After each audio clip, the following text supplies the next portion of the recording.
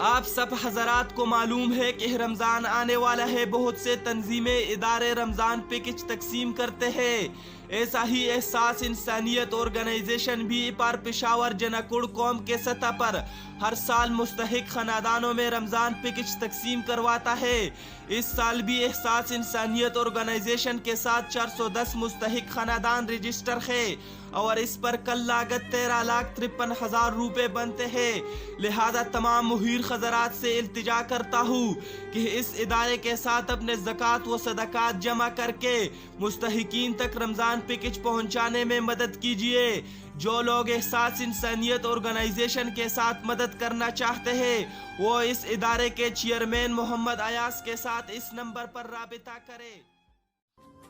अपने मेजबान अदनान परास को इजाजत दीजिए और देखते रहिए पाकिस्तान चैनल।